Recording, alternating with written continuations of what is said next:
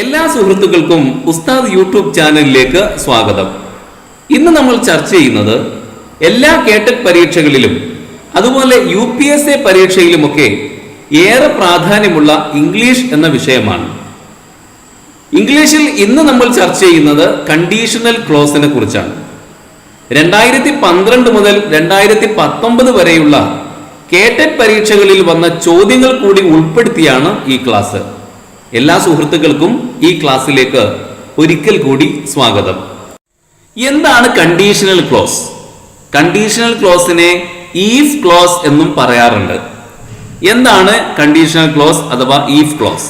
നമുക്കിത് വായിച്ചു നോക്കാം. മുകളിൽ കാണുന്ന ഈ sentence, if they play well they will win, ഇതൊരു കണ്ടീഷണൽ ക്ലോസ് ആണ്. ഇഫ് ദേ പ്ലേ വെൽ, അവർ നന്നായി കളിച്ചാൽ, ദേ വിൽ വിൻ, അവർ വിജയിക്കും. ഈ കണ്ടീഷണൽ ക്ലോസിനെ അഥവാ ഈഫ് ക്ലോസിനെ നമ്മൾ സശ്രദ്ധം ഒന്ന് ശ്രദ്ധിച്ചാൽ അതിൽ രണ്ട് ഭാഗങ്ങളുണ്ട് എന്ന് കാണാൻ സാധിക്കും. അഥവാ രണ്ട് ക്ലോസുകളുണ്ട്, മെയിൻ ക്ലോസും സബോർഡിനേറ്റ് ക്ലോസും. ഇഫ് ദേ പ്ലേ വെൽ എന്ന ഭാഗത്തെ, ആ കോമ വരെയുള്ള ഭാഗത്തെ നമ്മൾ സബോർഡിനേറ്റ് ക്ലോസ് എന്നാണ് പറയാ. ദേ വിൽ വിൻ എന്ന അവസാന ഭാഗത്തെ മെയിൻ ക്ലോസ് എന്നുമാണ് പറയുക. ഈ സബോർഡിനേറ്റ് ക്ലോസും മെയിൻ ക്ലോസും തമ്മിലുള്ള വ്യത്യാസം എന്താണ്? ഈഫ് ചേർന്ന് വരുന്ന ഭാഗത്തെയാണ് നമ്മൾ സബോർഡിനേറ്റ് ക്ലോസ് എന്ന് പറയാം. അതിന് ഒരു പൂർണ്ണമായ അർത്ഥം ഉണ്ടാവില്ല. നോക്കാം, ഇഫ് ദേ പ്ലേ വെൽ, അവർ നന്നായി കളിച്ചാൽ, അത്രേ ഉള്ളൂ. അത് എന്ത് സംഭവിക്കുമെന്നോ ഒന്നും പറയുന്നില്ല. അതിനൊരു പൂർണ്ണമായ അർത്ഥം കിട്ടുന്നില്ല. അതിന് പൂർണ്ണമായ അർത്ഥം കിട്ടണമെങ്കിൽ ശേഷമുള്ള മെയിൻ ക്ലോസ് കൂടി ചേർത്ത് പറയണം. എന്നാൽ മെയിൻ ക്ലോസ് ശ്രദ്ധിച്ചു നോക്കൂ, ദേ വിൽ വിൻ, അവർ വിജയിക്കും. അതൊരു പരിപൂർണ അർത്ഥമുള്ള സെന്റൻസ് ആണല്ലോ, അവർ വിജയിക്കും. അപ്പൊ മെയിൻ ക്ലോസിന് ഒരു കൃത്യമായ പൂർണ്ണമായ അർത്ഥമുണ്ടായിരിക്കും. എന്നാൽ സബോർഡിനേറ്റ് ക്ലോസിന് അങ്ങനെ ഒരു പൂർണ്ണമായ അർത്ഥം ഉണ്ടാവുകയില്ല. അത് മെയിൻ ക്ലോസിനെ മാത്രം ആശ്രയിച്ച് നിൽക്കുന്ന ഭാഗമാണ്.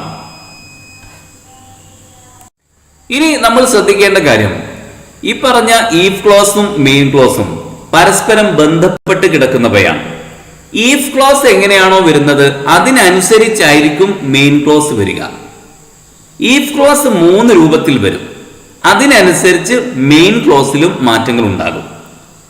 ഒന്നാമത്തെ കാര്യം നോക്കാം. ഇവിടെ ഈ കോളത്തിൽ നൽകിയത് കാണാമല്ലോ. ഈഫ് ക്ലോസ് സിമ്പിൾ പ്രസന്റ് ടെൻസിലാണെങ്കിൽ മെയിൻ ക്ലോസിൽ എന്ത് മാറ്റമാണ് വരിക എന്ന് നോക്കാം. ഏറ്റവും താഴെ ഉദാഹരണം കാണാം.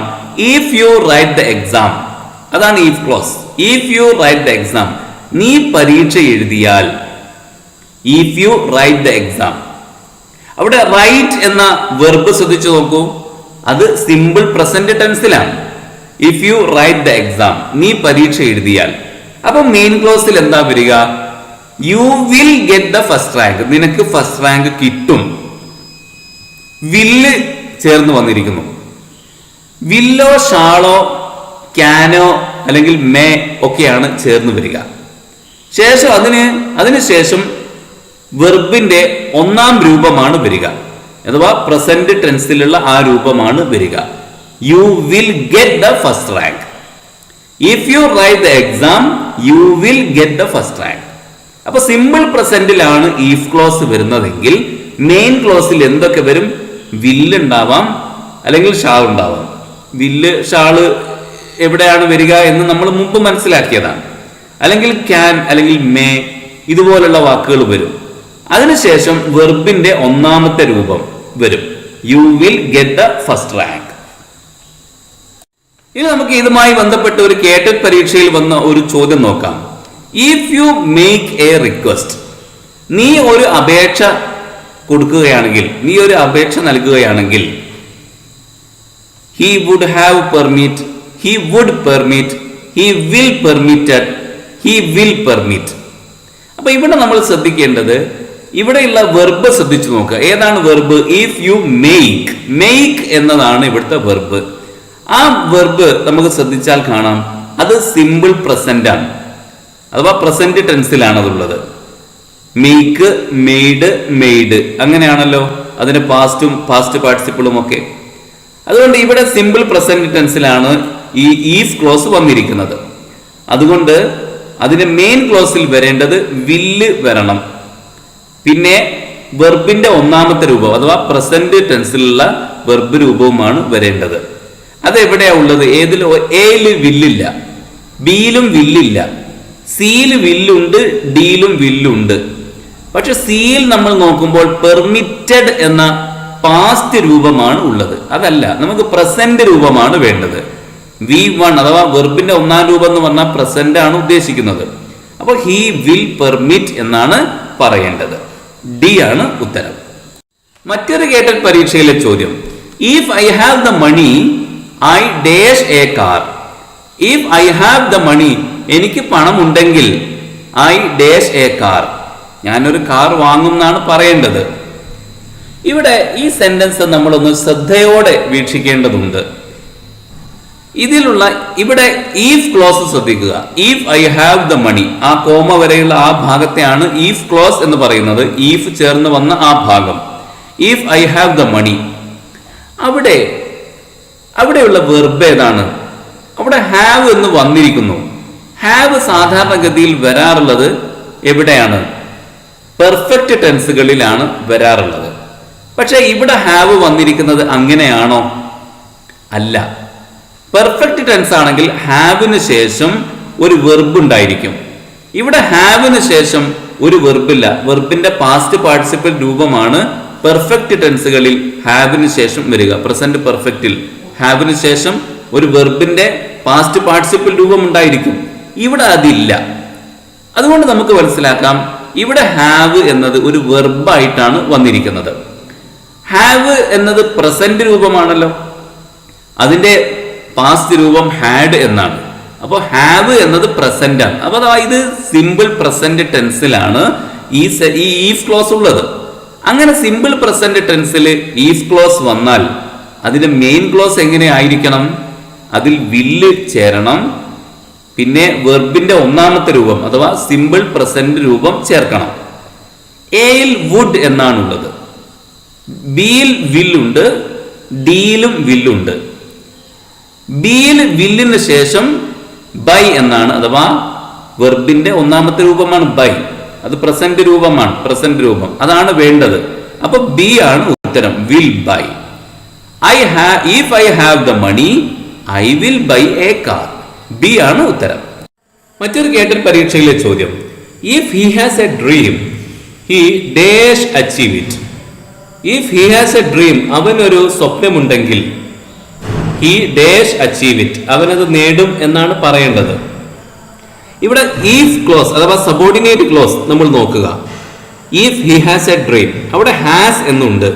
ആ ഹാസ് ഓക്സിലറി വെർബായി വന്നതാണോ അല്ലെങ്കിൽ മെയിൻ വെർബായി വന്നതാണോ? പ്രസന്റ് പെർഫെക്റ്റ് ടെൻസിൽ ഹാസ് വരാറുണ്ടല്ലോ. ആ ഹാസ് അങ്ങനെയാണ് ഹാസ് വന്നതെങ്കിൽ, അഥവാ അങ്ങനെ ഓക്സിലറി വെർബായിട്ടാണ് ഹാസ് വരുന്നതെങ്കിൽ അതിനുശേഷം പാസ്റ്റ് പാർട്ടിസിപ്പിൾ രൂപത്തിലുള്ള ഒരു വെർബ് ഉണ്ടായിരിക്കും. ഇവിടെ അങ്ങനെ ഇല്ല. അതുകൊണ്ട് ഹാസ് എന്നത് ഇവിടെ മെയിൻ വെർബായിട്ട് വന്നതാണ്. ആ ഹാസ് എന്നത് പ്രസന്റ് ടെൻസിലാണ്, അഥവാ സിമ്പിൾ പ്രസന്റ് ടെൻസിലാണ്. അപ്പോൾ ഈഫ് ക്ലോസ് അഥവാ സബോർഡിനേറ്റ് ക്ലോസ് സിമ്പിൾ പ്രസന്റ് ടെൻസിലാണ്. അപ്പോൾ മെയിൻ ക്ലോസിൽ വിൽ എന്നോ ഷാൾ എന്നോ ഒക്കെ വരണം. അതിനുശേഷം വെർബിന്റെ സിമ്പിൾ പ്രസന്റ് രൂപം അഥവാ V1 വരണം. അപ്പോൾ ഇവിടെ അച്ചീവ് എന്ന വെർബ് അവിടെയുണ്ട്, പിന്നെ വിൽ എന്നാണ് ചേർക്കേണ്ടത്. അപ്പോൾ എ ആണ് ഉത്തരം, വിൽ. മറ്റൊരു കേട്ടൽ പരീക്ഷയിലെ ചോദ്യം, if I tell you the fact you dash with me. If I tell you the fact, നിന്നോട് ഞാൻ സത്യം പറഞ്ഞാൽ നീ എന്നോട് തർക്കിക്കും എന്നാണ് പറയേണ്ടത്. അപ്പൊ ഇവിടെ നോക്കുക, if I tell you the fact, ഞാൻ നിന്നോട് സത്യം പറഞ്ഞാൽ, അതാണ് ഈഫ് ക്ലോസ്. ആ കോമ വരെയുള്ള ഭാഗമാണ് ഈഫ് ക്ലോസ്. ആ ഈഫ് ക്ലോസ് ഏത് ടെൻസിലാണ്? അത് നമ്മൾ അതിലുള്ള വെർബ് നോക്കുക. ടെൽ എന്ന് പറഞ്ഞാൽ പറയുക എന്ന ആ വെർബ് ശ്രദ്ധിക്കുക. അത് ഏത് ടെൻസിലാണ്? ടെൽ എന്നത് സിമ്പിൾ പ്രസന്റ് ടെൻസിൽ അഥവാ പ്രസന്റ് ടെൻസിലാണ്. അപ്പൊ ഈ ഈഫ് ക്ലോസ് സിമ്പിൾ പ്രസന്റ് ടെൻസിലാണ് ഉള്ളത്. അപ്പോൾ അതിന്റെ മെയിൻ ക്ലോസിൽ എന്ത് വരണം? വിൽ എന്നോ ഷാൾ എന്നോ വരണം, അല്ലെങ്കിൽ ക്യാൻ എന്നോ മേ എന്നോ ഒക്കെ വരാം. പക്ഷെ ഇവിടെ നമ്മൾ ഓപ്ഷനിൽ ശ്രദ്ധിച്ചു നോക്കുമ്പോൾ വില്ലാണ്, വില്ല് അല്ലെങ്കിൽ വുഡ് അങ്ങനെയാണ് ഇവിടെ ഉള്ളത്. ഈ വരേണ്ടത് വില്ലാണ് എന്ന് നമുക്ക് ഉറപ്പിക്കാം. സിമ്പിൾ പ്രസന്റ് ടെൻസിലാണ്. ഈഫ് ക്ലോസ് സിമ്പിൾ പ്രസന്റ് ടെൻസിലായതുകൊണ്ട് മെയിൻ ക്ലോസിൽ വില്ലെന്ന് വരണം.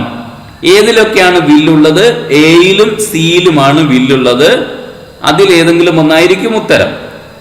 പിന്നെ നമ്മൾ ശ്രദ്ധിക്കേണ്ടത് വില്ലിന് ശേഷം വരേണ്ടത് എന്താണ്? പ്രസന്റ് രൂപത്തിലുള്ള വെർബാണ്, അഥവാ V1 രൂപം, വെർബിന്റെ ഒന്നാം രൂപം എന്ന് പറഞ്ഞാൽ പ്രസന്റ് രൂപത്തിലുള്ള വെർബാണ് വരേണ്ടത്. അപ്പൊ അത് എയിൽ മാത്രമാണ്. Will quarrel. അപ്പൊ എ ആണ് ഉത്തരം. വിൽ ക്വാറൽ എന്ന അതാണ് ചേർക്കേണ്ടത്. You will quarrel with me. A ആണ് ഉത്തരം. മറ്റൊരു കേട്ടൽ പരീക്ഷയിലെ ചോദ്യം, if you meet her dash. If you meet her, നീ അവളെ കണ്ടുമുട്ടിയാൽ. അത് ഈഫ് ക്ലോസ് ആണ്. മെയിൻ ക്ലോസ് ആണ് ഇനി നമ്മൾ ചേർക്കേണ്ടത്. അപ്പൊ ഓപ്ഷനിലുള്ളത് മെയിൻ ക്ലോസുകളാണ്. അപ്പൊ ഏതാണ് ചേർക്കേണ്ടത് എന്നാണ് പറയേണ്ടത്. അപ്പൊ അതിന് നമ്മൾ ഈഫ് ക്ലോസ് നല്ലോണം ശ്രദ്ധിക്കുക. ഇഫ് യു മീറ്റ് ഹെർ, നീ അവളെ കണ്ടുമുട്ടിയാൽ. അപ്പൊ മീറ്റ് എന്ന വെർബ് ശ്രദ്ധിച്ചാൽ മനസ്സിലാക്കാം അത് ഏത് ടെൻസിലാണ് എന്ന്. മീറ്റ് എന്നത് പ്രസന്റ് ടെൻസ് ആണ്, സിമ്പിൾ പ്രസന്റ് ടെൻസ് ആണ്. അപ്പോ എങ്ങനെയാണ് അതിന്റെ മെയിൻ ക്ലോസ് വരേണ്ടത്? മെയിൻ ക്ലോസിൽ വിൽ എന്നോ ഷാൾ എന്നോ ക്യാൻ എന്നോ മേ എന്നോ ഒക്കെയാണ് വരേണ്ടത്. അപ്പോൾ അങ്ങനെയുള്ളത് എയിൽ മാത്രമാണ്. ബിയിൽ കുഡ് എന്നാണുള്ളത്, സിയിൽ വുഡ്, ഡിയിൽ വുഡ് ഹാവ് എന്നൊക്കെയാണുള്ളത്. അപ്പൊ അങ്ങനെ ഒന്നും വരാൻ പാടില്ല. ക്യാൻ ആണ് ഇതിൽ അല്ലെ, ക്യാൻ എന്നുള്ളത് എയിൽ മാത്രമാണ്. അപ്പൊ യു ക്യാൻ ടെൽ ഹെർ എന്ന എ എന്ന ഓപ്ഷൻ മാത്രമാണ് ശരിയായിട്ടുള്ളത്. അപ്പൊ എ ആണ് ഉത്തരം. അപ്പൊ ഈഫ് ക്ലോസിന്റെ ഒന്നാമത്തെ രൂപം നമ്മൾ മനസ്സിലാക്കി. ഈഫ് ക്ലോസ് സിമ്പിൾ പ്രസന്റ് ടെൻസിൽ വരും. അപ്പോൾ മെയിൻ ക്ലോസിൽ വിൽ എന്ന്, അല്ലെങ്കിൽ ഷാൾ എന്ന്, അല്ലെങ്കിൽ ക്യാൻ, അല്ലെങ്കിൽ മേ ഇവയൊക്കെയാണ് ചേർക്കേണ്ടത്. അതിനുശേഷം വെർബിന്റെ ഒന്നാമത്തെ രൂപം അഥവാ വെർബിന്റെ സിമ്പിൾ പ്രസന്റ് രൂപമാണ് ചേർക്കേണ്ടത്. ഇനി ഈഫ് ക്ലോസ് വരുന്നത് സിമ്പിൾ പാസ്റ്റ് ടെൻസിലാണെങ്കിൽ എന്ത് ചെയ്യും? ഇവിടെ താഴെ ഉദാഹരണം കാണാം. If you wrote the exam, നീ പരീക്ഷ എഴുതിയാൽ. അവിടെ വെർബ് റോട്ട് എന്ന് കാണാം. റൈറ്റ് എന്നതിന്റെ പാസ്റ്റ് ആണ് റോട്ട്. അപ്പൊ ആ if clause past, simple past ടെൻസിലാണ് വന്നിരിക്കുന്നത്. അപ്പൊ അതിന്റെ മെയിൻ ക്ലോസിൽ എന്താ വരേണ്ടത്? അവിടെ വില്ല്, ഷുഡ്, ക്യാന്, മേ എന്നിവയുടെ ഒക്കെ പാസ്റ്റ് രൂപമാണ് വരേണ്ടത്. വുഡ്, ഷുഡ്, കുഡ്, മൈറ്റ്, ആദ്യം അവ വരണം. ശേഷം വെർബിന്റെ ഒന്നാമത്തെ രൂപം അഥവാ വെർബിന്റെ സിമ്പിൾ പ്രസന്റ് രൂപമാണ് ചേർക്കേണ്ടത്. അപ്പൊ വിൽ ഗെറ്റ് എന്നാണ് നേരത്തെ വന്നത്, ഇവിടെ വുഡ് ഗെറ്റ് എന്നാണ് വരിക. If you wrote the exam you would get the first rank. അപ്പൊ ഇവിടെ രണ്ടും നമ്മൾ പ്രയോഗിച്ച് നോക്കുക. ഇവിടെ റോട്ട് എന്നതിന് പകരം, റോട്ട് എന്ന വെർബിന് പകരം റൈറ്റ് എന്നായിരുന്നുവെങ്കിൽ മെയിൻ ക്ലോസിൽ വിൽ ഗെറ്റ് എന്നാണ് പറയേണ്ടത്. റോട്ട് എന്നായതുകൊണ്ട് വുഡ് ഗെറ്റ് എന്നായി. ആ ഒരു വ്യത്യാസമേ ഉള്ളൂ. വളരെ സിമ്പിൾ ആയ ഒരു കാര്യമാണ്, നമ്മൾ ഓർത്തു വെക്കുക. ഒരു കേട്ടൽ പരീക്ഷയിലെ ചോദ്യം, if I dash a mistake I would correct it. ഇവിടെ ഈഫ് ക്ലോസിലെ വെർബാണ് ഇല്ലാതാക്കിയിരിക്കുന്നത്. അതാണ് നമ്മൾ ചേർക്കേണ്ടത്. അതെങ്ങനെയാണ് ചേർക്കുക? ഇപ്പൊ കമ്മിറ്റിംഗ് എന്നാണോ, കമ്മിറ്റഡ് എന്നാണോ, ഹാവ് കമ്മിറ്റഡ് എന്നാണോ, ഹാഡ് കമ്മിറ്റഡ് എന്നാണോ ചേർക്കേണ്ടത് എന്നാണ് ചോദ്യം. അതിന് നമ്മൾ മെയിൻ ക്ലോസിലേക്ക് നോക്കുക. ഐ വുഡ് കറക്റ്റ് ഇറ്റ് അല്ലെ, ഐ വുഡ് കറക്റ്റ് ഇറ്റ് എന്ന ആ മെയിൻ ക്ലോസ് ശ്രദ്ധിക്കുക. അവിടെ വിൽ എന്നാണോ, വുഡ് എന്നാണോ? വുഡ് എന്നാണ്. അപ്പൊ വുഡ് എന്നാവണമെങ്കിൽ ഇവിടെ ഈഫ് ക്ലോസിൽ സിമ്പിൾ പാസ്റ്റ് ആയിരിക്കണം. അപ്പൊ committing, committed, have committed, had committed എന്ന ഈ നാലെണ്ണത്തിൽ ഏതാണ് സിമ്പിൾ പാസ്റ്റ് ടെൻസിൽ ഉള്ളത്? ബി ആണ്. അപ്പൊ ബി ആണ് ഉത്തരം, committed. If I committed a mistake I would correct it. അപ്പൊ ബി ആണ് ഉത്തരം. മറ്റൊരു കേട്ടൽ പരീക്ഷയിലെ ചോദ്യം, if you controlled your expense you dash a lot of money. നീ നിന്റെ ചിലവ് നിയന്ത്രിക്കുകയാണെങ്കിൽ നിനക്ക് കുറെ പണം സേവ് ചെയ്യാൻ കഴിയും എന്നാണ് പറയേണ്ടത്. അപ്പോൾ ഇവിടെ ഏതാണ് ഡാഷ് എന്ന ഭാഗത്ത് ചേർക്കേണ്ടത്? ആ ഡാഷ് എന്ന ഭാഗം ശ്രദ്ധിച്ചാൽ നമുക്ക് കാണാം അത് മെയിൻ ക്ലോസ് ആണ്. If you controlled your expense, അവിടെ കോമ ഇട്ടിട്ടില്ലെങ്കിലും അവിടം വരെയാണ് ഇഫ് ക്ലോസ് ഉള്ളത് എന്ന് നമുക്ക് മനസ്സിലാക്കാം. ഇഫ് യു കൺട്രോൾഡ്, നീ നിയന്ത്രിച്ചാൽ, യുവർ എക്സ്പെൻസ്, നിന്റെ ചെലവ് നീ നിയന്ത്രിച്ചാൽ, അത്രയുമാണ് ഇഫ് ക്ലോസ്. ശേഷമുള്ള മെയിൻ ക്ലോസിൽ ചേർക്കേണ്ടത് ഏത് എന്നാണ് പറയേണ്ടത്. You dash a lot of money. അപ്പൊ ഓപ്ഷനുകൾ നമ്മൾ ശ്രദ്ധിച്ചു നോക്കുക. Can save, could save, must save, will save. ഇവിടെ മൂന്നെണ്ണം ഏതാണ്ട് ഒരുപോലെയാണ്. ക്യാൻ, മസ്റ്റ്, വില്ല്.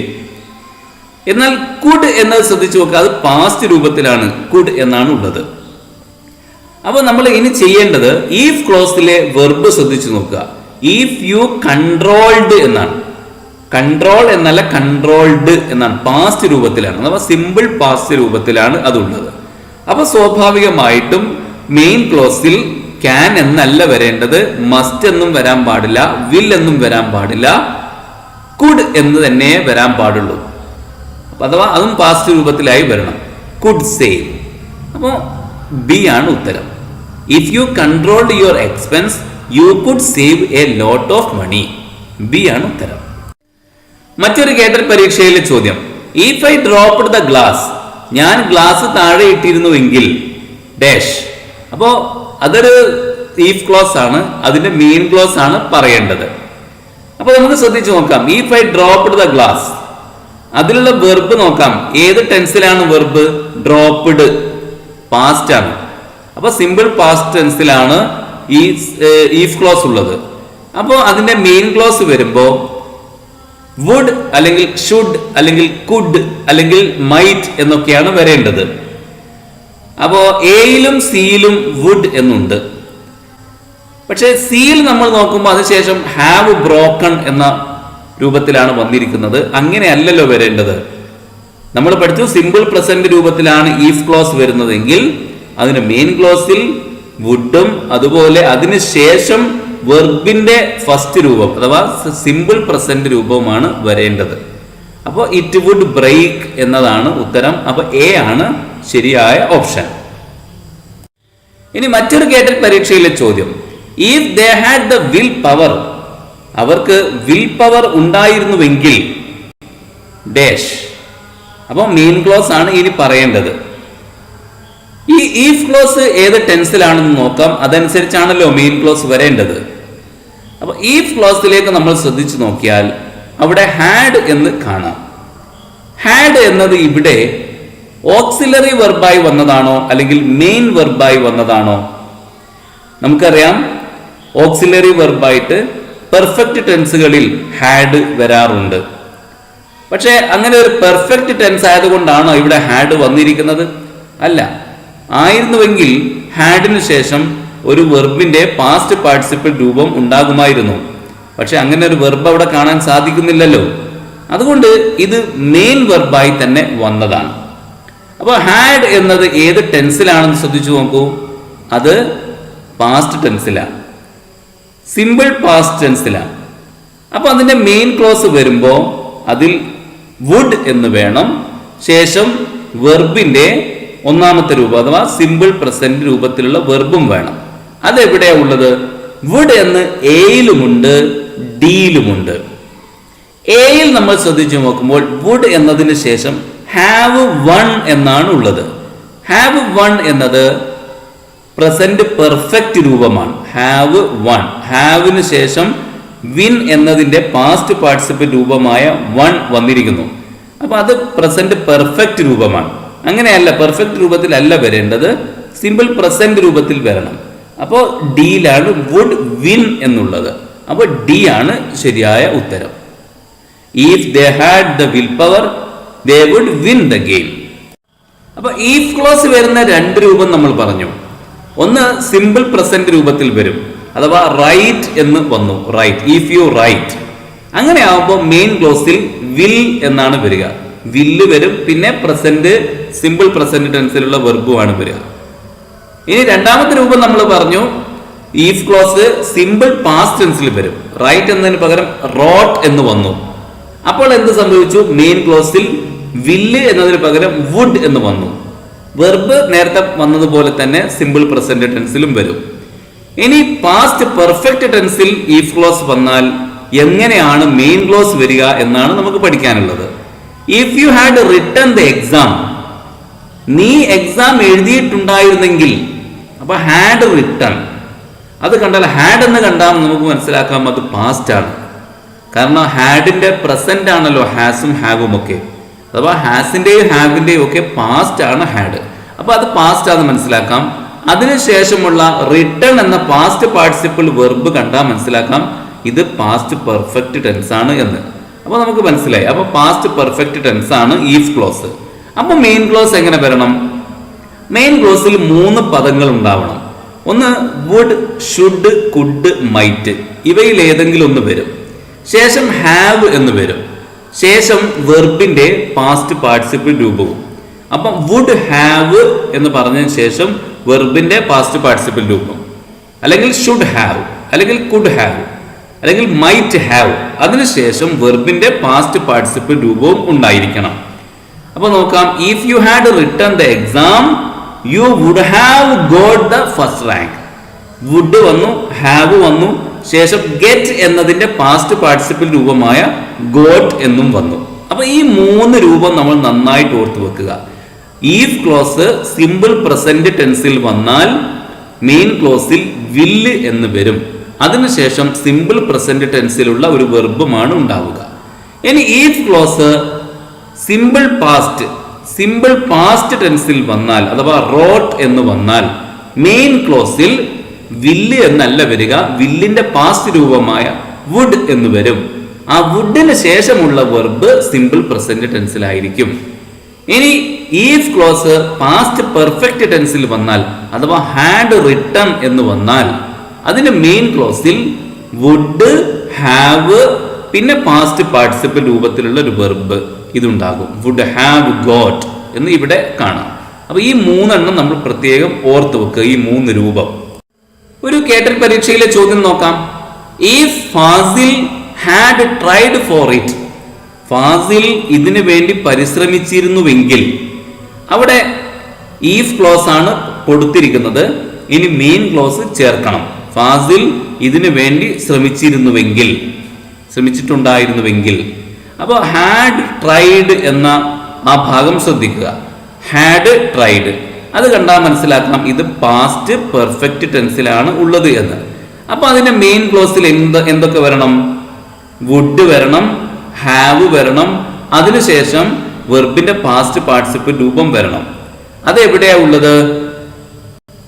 എ എന്ന ഓപ്ഷനിലാണ് ഉള്ളത്. എ എന്ന ഓപ്ഷനിൽ വുഡ് ഉണ്ട്, അതിനുശേഷം ഹാവ് എന്നുണ്ട്, പിന്നെ വിൻ എന്നതിന്റെ പാസ്റ്റ് പാർട്ടിസിപ്പിൾ രൂപമായ വൺ എന്നുണ്ട്. അപ്പൊ എ എന്ന ഓപ്ഷനാണ് ശരിയായിട്ടുള്ളത്. മറ്റൊരു കേട്ടൽ പരീക്ഷയിലെ ചോദ്യം. If you had studied well, നീ നന്നായി പഠിച്ചിട്ടുണ്ടായിരുന്നുവെങ്കിൽ, അത് ഒരു ഈഫ് ക്ലോസ് ആണ്, അതിന്റെ മെയിൻ ക്ലോസ് ആണ് നമ്മൾ ഇനി ചേർക്കേണ്ടത്. ഇവിടെ ഈഫ് ക്ലോസ് ശ്രദ്ധിക്കൂ. If you had studied well, had studied എന്നത് കണ്ടാൽ നമുക്ക് മനസ്സിലാക്കാം ഈ ഈഫ് ക്ലോസ് പാസ്റ്റ് പെർഫെക്റ്റ് ടെൻസിലാണ് എന്ന്. ഹാഡ് എന്നുണ്ട്, അതിനുശേഷം വെർബിന്റെ പാസ്റ്റ് പാർട്ടിസിപ്പിൾ രൂപവുമുണ്ട്. അതുകൊണ്ട് പാസ്റ്റ് പെർഫെക്റ്റ് ടെൻസ് ആണ് ഇതെന്ന് മനസ്സിലാക്കാം. അപ്പോൾ അതിന്റെ മെയിൻ ക്ലോസ് എങ്ങനെയാ വരേണ്ടത്? ആ മെയിൻ ക്ലോസിലേക്ക് മെയിൻ ക്ലോസിനെ പറ്റി ആലോചിക്കുന്നതിന് മുമ്പ് നമുക്ക് ഓപ്ഷൻ നോക്കാം. ഓപ്ഷനിൽ എല്ലായിടത്തും യു കുഡ് എന്നുണ്ട്. അപ്പൊ കുഡ് എന്ന് വരണം എന്ന് നമുക്കറിയാം. അതിനുശേഷം ഹാവ് എന്ന് വരണം, അതിനുശേഷം വെർബിന്റെ പാസ്റ്റ് പാർട്ടിസിപ്പിൾ രൂപം വരണം. അത് എവിടെയാ ഉള്ളത്? അത് ഡി എന്ന ഓപ്ഷനിൽ മാത്രമാണ് ഉള്ളത്. ഡി എന്ന ഓപ്ഷനിൽ മാത്രമേ ഹാവ് എന്നുള്ളൂ. അപ്പൊ അത്രയും നോക്കിയാൽ തന്നെ നമുക്ക് എളുപ്പം മനസ്സിലാക്കാം ഡി ആണ് ഉത്തരമെന്ന്. അപ്പൊ you could have scored high marks. അപ്പൊ ഡി ആണ് ഉത്തരം. മറ്റൊരു കേട്ടൽ പരീക്ഷയിലെ ചോദ്യം. My house would not have been destroyed if I dash it away from the river bank. ഈ സെന്റൻസ് നമ്മൾ ശ്രദ്ധിച്ചു നോക്കുമ്പോൾ ഇത് ഇത്രയും നേരം നമ്മൾ പരിചയിച്ച രൂപത്തിലല്ല ഇത് വന്നിരിക്കുന്നത്. ആദ്യം ഈഫ് ക്ലോസ് വരുന്നതാണ് നമ്മൾ ഇതുവരെ പരിചയിച്ചിരുന്നത്. പക്ഷെ ഇവിടെ ഈഫ് ക്ലോസ് അവസാനമാണ് വന്നിരിക്കുന്നത്. ആദ്യം മെയിൻ ക്ലോസ് വന്നിരിക്കുന്നു. My house would not have been destroyed. എന്റെ വീട് തകർന്നു പോകുമായിരുന്നില്ല, എന്റെ വീട് തകർക്കപ്പെടുമായിരുന്നില്ല. If I it away from the river bank. ഞാൻ പുഴക്കരയിൽ നിന്ന് കുറച്ചകലേക്ക് ഇത് നിർമ്മിച്ചിരുന്നുവെങ്കിൽ എന്നാണ് പറയേണ്ടത്. പുഴക്കരയിൽ നിന്ന് ഞാനത് കുറച്ചകലേക്ക് നിർമ്മിച്ചിരുന്നുവെങ്കിൽ എൻ്റെ വീട് തകർന്നു പോകുമായിരുന്നില്ല. അപ്പൊ ഇവിടെ നമ്മൾ ശ്രദ്ധിക്കേണ്ടത് മെയിൻ ക്ലോസ് എങ്ങനെ എന്ന് നോക്കിയിട്ട് നമുക്ക് ഈഫ് ക്ലോസ് കണ്ടുപിടിക്കാമല്ലോ. മെയിൻ ക്ലോസ് നമ്മൾ നോക്കുമ്പോൾ വുഡ് എന്നുണ്ട്, ഹാവ് എന്നുണ്ട്. അത് കണ്ടാൽ തന്നെ നമുക്ക് മനസ്സിലാക്കാം. അതിനുശേഷം വെർബിന്റെ പാസ്റ്റ് പാർട്ടിസിപ്പിൾ രൂപമായ ഡിസ്ട്രോയിഡ് എന്ന് കൂടി നമ്മൾ കാണുന്നുണ്ട്. അപ്പൊ അത് മൂന്ന് നമ്മൾ കണ്ടാൽ നമുക്ക് മനസ്സിലാക്കാം ഈഫ് ക്ലോസ് പാസ്റ്റ് പെർഫെക്റ്റ് രൂപത്തിലാണ് വരേണ്ടത്. ഇവിടെ രണ്ട് ഓപ്ഷനുകൾ പാസ്റ്റ് പെർഫെക്റ്റ് രൂപത്തിലുണ്ട്. ഹാഡ് ബിൽട്ട് എന്ന് ബിയിലുണ്ട്, ഹാഡ് നോട്ട് ബിൽട്ട് എന്ന് സിയിലുമുണ്ട്. അപ്പൊ ഏതാണ് ശരി? രണ്ടും പാസ്റ്റ് പെർഫെക്റ്റ് രൂപത്തിലാണ്. അപ്പൊ നമ്മൾ അതിന്റെ മീനിങ് നോക്കേണ്ടി വരും. അപ്പൊ ഞാൻ സിയിൽ നമ്മൾ നോക്കുമ്പോൾ if I had not build it away, ഞാൻ ദൂരേക്ക് നിർമ്മിച്ചില്ലായിരുന്നുവെങ്കിൽ തകർക്കപ്പെടുമായിരുന്നില്ല. ദൂരേക്ക് നിർമ്മിച്ചിരുന്നുവെങ്കിൽ തകർക്കപ്പെടുമായിരുന്നില്ല എന്നാണല്ലോ പറയേണ്ടത്. അതുകൊണ്ട് നോട്ട് ചേർക്കേണ്ടതില്ല. ബി ആണ് ഉത്തരം, ഹാഡ് ബിൽറ്റ് എന്നാണ്. If I had built it away from the river bank, B ആണ് ഉത്തരം. ഇവിടെ ഒരു കാര്യം നമ്മൾ പ്രത്യേകം ശ്രദ്ധിക്കേണ്ടതുണ്ട്. ഹാവ്, ഹാസ്, ഹാഡ് ഇവ മെയിൻ വെർബായിട്ടും വരാവുന്നതാണ്. അപ്പോൾ ഹാഡ് കണ്ടു എന്നുള്ളത് കൊണ്ട് അത് പാസ്റ്റ് പെർഫെക്റ്റ് ആണെന്ന് കരുതിയിട്ട് നമ്മൾ അതിനനുസരിച്ച് മെയിൻ ക്ലോസ് ഉണ്ടാക്കാൻ പോകരുത്. ഇവിടെ ഒരു ഉദാഹരണം പറയാം. If I had food, if I had food, ആ ക്ലോസ്, ആ ഇഫ് ക്ലോസ് മാത്രം ശ്രദ്ധിക്കൂ. ഇഫ് ഐ ഹാഡ് ഫുഡ്, അതിന്റെ അർത്ഥം എന്താ? ഞാൻ ഭക്ഷണം കഴിച്ചിട്ടുണ്ടായിരുന്നുവെങ്കിൽ എന്നാണ് അർത്ഥം. അവിടെ ഹാഡ് എന്നത് മെയിൻ വെർബായിട്ടാണ് ഉപയോഗിച്ചത്. ഭക്ഷണം കഴിക്കുക എന്ന അർത്ഥത്തിൽ ഹാഡ് പ്രയോഗിക്കാറുണ്ട്, ഹാവും ഹാഡും ഒക്കെ പ്രയോഗിക്കാറുണ്ട്. ആ അർത്ഥത്തിലാണ്, അഥവാ മെയിൻ വെർബായിട്ടാണ് ഇവിടെ ഹാഡ് വന്നിരിക്കുന്നത്. അപ്പോൾ ഹാഡ് ഏത് ടെൻസിലാണ്? അത് സിമ്പിൾ പാസ്റ്റ് ടെൻസിലാണ്. ഹാസ്, ഹാവ് എന്നിവയൊക്കെ സിമ്പിൾ പ്രസന്റ് ടെൻസ് ആണ്. ഹാഡ് എന്നത് സിമ്പിൾ പാസ്റ്റ് ടെൻസിലാണ് വന്നിരിക്കുന്നത്. അപ്പോൾ അതിന്റെ മെയിൻ ക്ലോസ് എങ്ങനെ വരണം? അതിന്റെ മെയിൻ ക്ലോസിൽ വുഡ് വരണം, പിന്നെ അല്ലെങ്കിൽ ഷുഡ്, അല്ലെങ്കിൽ കുഡ്, അല്ലെങ്കിൽ മൈറ്റ്. അതിനുശേഷം വെർബിന്റെ ഒന്നാമത്തെ രൂപമാണ്, അഥവാ സിമ്പിൾ പ്രസന്റ് രൂപമാണ് വരേണ്ടത്. അപ്പൊ if I had food I would go to sleep. അപ്പൊ ഇവിടെ ഓക്സിലറി വെർബ് ആയിട്ടല്ല ഹാഡ് വന്നിരിക്കുന്നത്, അവിടെ മെയിൻ വെർബായിട്ടാണ് വന്നിരിക്കുന്നത്. അങ്ങനെ ആവുമ്പോൾ അതിന്റെ ടെൻസ് നോക്കിയിട്ടാണ് നമ്മൾ ചെയ്യേണ്ടത്. ഇനി നമുക്ക് 2017 LD ക്ലർക്ക് പരീക്ഷയിൽ എറണാകുളം, കണ്ണൂർ ജില്ലകളിൽ വന്ന ഒരു ചോദ്യം നോക്കാം. He would not have failed if he dash enough money. ഇവിടെയും നേരത്തെ പറഞ്ഞതുപോലെ തന്നെയാണ്, അതായത് ഈഫ് ക്ലോസ് അവസാനമാണ് വന്നിരിക്കുന്നത്. ഈഫ് ഹി ഡാഷ് എന്നാണല്ലോ. അപ്പോൾ ഈഫ് ക്ലോസ് അവസാനം വന്നിരിക്കുന്നു. അതിന് മുമ്പ് മെയിൻ ക്ലോസ് ആയ he would not have failed എന്നത് ആദ്യം വന്നിരിക്കുന്നു.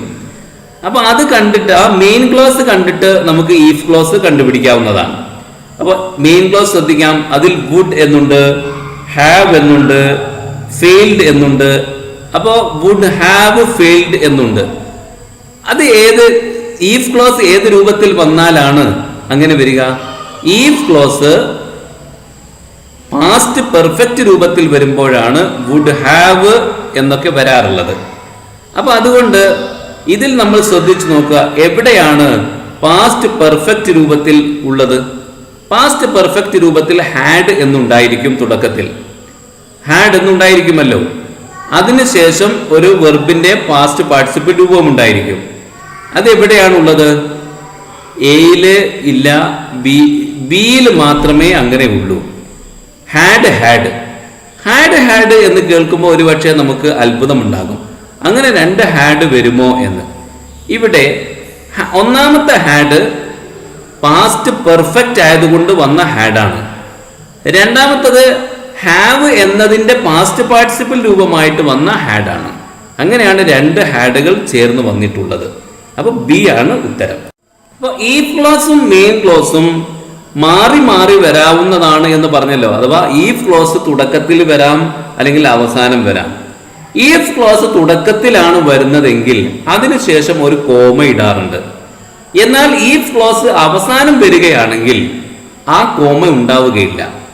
ആ സെന്റൻസിൽ കോമയെ ഉണ്ടാവുകയില്ല. അഥവാ ആദ്യം മെയിൻ ക്ലോസ് ആണ് വരുന്നതെങ്കിൽ മെയിൻ ക്ലോസിന് ശേഷം കോമ ഇടുകയില്ല. ഇവിടെ ഉദാഹരണം നോക്കൂ. You will pass your examination if you hard work. നീ നിന്റെ പരീക്ഷ പാസ്സാകും ഇഫ് യു വർക്ക് ഹാർഡ്, നീ നന്നായി അധ്വാനിച്ചാൽ. അവിടെ മെയിൻ ക്ലോസ് ആണ് you will pass your examination എന്നത്. അത് കഴിഞ്ഞിട്ട് ഒരു കോമ ഇടുകയില്ല. ഇഫ് യു വർക്ക് ഹാർഡ് എന്നത് ഈഫ് ക്ലോസ് ആണ്, അതിന് മുമ്പായിട്ട് ഒരു കോമ ഇടുകയില്ല. പക്ഷെ ഈഫ് ക്ലോസ് നമ്മൾ ആദ്യം കൊടുക്കുകയാണെങ്കിൽ, ഇഫ് യു വർക്ക് ഹാർഡ് എന്ന് കൊടുക്കുകയാണെങ്കിൽ, നീ കഠിനമായി അധ്വാനിക്കുകയാണെങ്കിൽ എന്ന ആ ഇഫ് ക്ലോസ് ആണ് ആദ്യം ചേർക്കുന്നതെങ്കിൽ അതിനുശേഷം ഒരു കോമ ഇട്ടതിന് ശേഷമാണ് U will pass your examination എന്ന മെയിൻ ക്ലോസ് പറയുക. ഇതുവരെയുള്ള ഉദാഹരണങ്ങളിലൊക്കെ നമ്മൾ ഈഫ് ക്ലോസ് കണ്ടു. ഇഫ് യു വർക്ക് ഹാർഡ്, നീ നന്നായി അധ്വാനിക്കുകയാണെങ്കിൽ, അങ്ങനെയൊക്കെ നമ്മൾ കണ്ടല്ലോ. അവിടെ അധ്വാനിക്കുന്നില്ല എങ്കിൽ, അഥവാ ഈഫ് നോട്ട് എന്ന് ഒരു സെന്റൻസിൽ വരികയാണെങ്കിൽ അതിന് പകരമായിട്ട് നമുക്ക് അൺലെസ് എന്ന് ഉപയോഗിക്കാവുന്നതാണ്.